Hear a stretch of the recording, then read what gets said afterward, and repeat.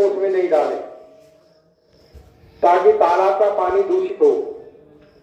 और गांव के में स्थित गांव की धरोहर ये जीवन रेखा कहे जाना वाला तालाब की साफ सफाई, जिसमें और तालाब के पाल पर स्थित कटीले पेड़ है, जैसे कटीले पेड़ है कीकर वगैरह के हैं, झाड़ियों के, बबूल के, जिनके भी शुद्ध में या अंडर में है, वो उन पेड़ों को, कटीले पेड़ों को हटाए, उनकी जगह अच्छे पेड़ लगा दे, फलदार पेड़ लगा दे, कोई दिक्कत नहीं है ना, जिससे देखने वालों को भी अच्छा लगे और उनके फल वही प्राप्त करें।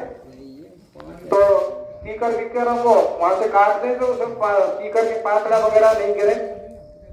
तालाब की पाल पर स्थित कटीले पेड़ पौधों की कटाई स्वयं ही कर लें, उनकी जगह पर नए अच्छे फलदार पौधे लगा लें। इसका निर्णय सभी की सहमति से लिया जाएगा। दूसरा पॉइंट है विद्यालय भवन। विद्यालय वह जड़ है जिसमें वह शेरनी का दूध मिलता है, जिसको पी करके हर बच्चा आम सभा में बहारता है। अंबेडकर के शब्द हैं कि शिक्षा वह शेरनी का दूध है जिसको पी करके एक इंसान लाखों की तादाद में भीड़ में दहाड़ना शुरू कर देता है, जैसे शेर दंगल में दहाड़ता है। क्योंकि शिक्षा ही वह संसाधन है जो गरीबी रेखा से ऊपर अमीरी रेखा तक पहुंचाने का एक शिक्षा लक्ष्य मात्र है।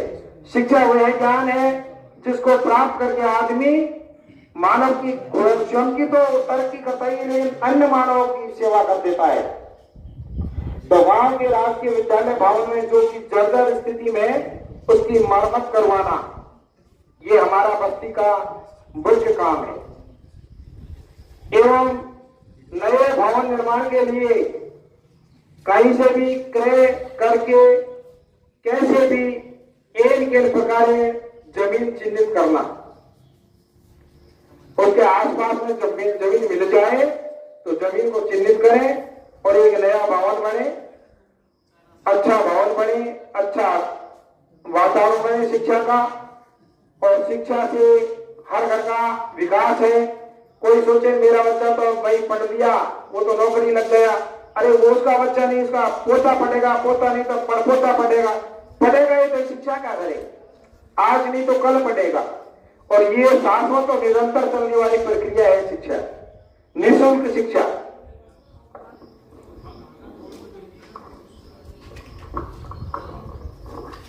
तीसरा पॉइंट है पुस्तकालय भवन का निर्माण।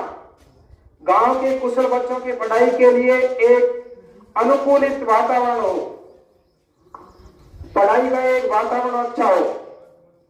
हर गार्जियन से कहना है कि माँ बाप अपने बच्चे को कब डांटते जब बच्चा अपने पद चिन्हों से भटक जाता है, कि बेटा जुआ खेलने लग जाए, शराब पीने लग जाए या कुसंगति बैठता तो माँ बाप उसे डांटते हैं। इसी प्रकार से गुरुजन भी, बच्चा खेल रहा है, बच्चे का पढ़ाई पे ध्यान नहीं है, बच्चा डिस्टर्ब कर रहा है, ऐसी परिस्थिति में बच्चे को गुरु लोग डांटते हैं। तो यदि किसी गुरु ने डांट दिया है, अंग भंग नहीं किया है, पिटाई कर दी है, तो ऐसी छोटी छोटी बातों को लेकर के स्कूल में शिकायत करने हर माँ बाप ना जाए, क्योंकि वो उस बच्चे के हित में है, उस बच्चे के भविष्य के बारे में है। तो बच्चे के लिए अनुकूलित वातावरण बनाए शिक्षा के बारे में। गांव में सभी सुविधाओं से सुसज्जित हाईटेक पुस्तकालय का निर्माण करवाया गया है। ये भी एक सुंदर विचार है युवा साथियों का। चौथा है नशा मुक्ति अभियान। नशे ने तो बड़ी बड़ी दुनिया बर्बाद कर दी।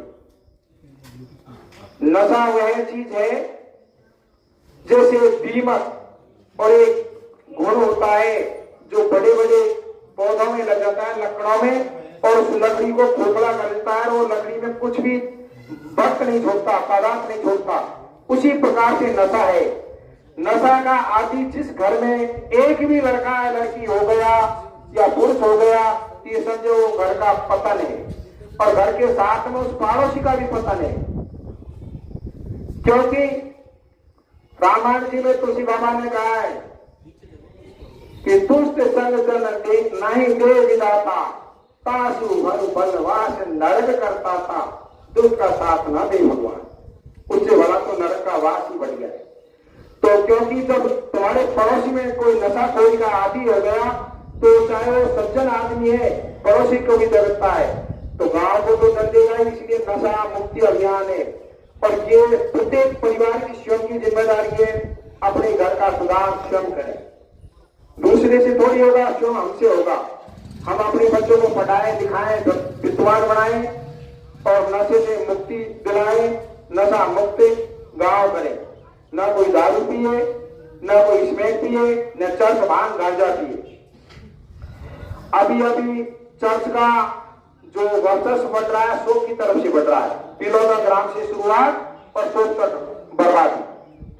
अब ये धीरे धीरे बस्ती के द्वारा यदि कुछ हो जाए तो क्या है कि उसके ऊपर नई छत हो जाए तो कोई खतरा नहीं रहे, क्योंकि इधर तो मंदिर है तो इधर से सुरक्षा है, कोई दिक्कत नहीं।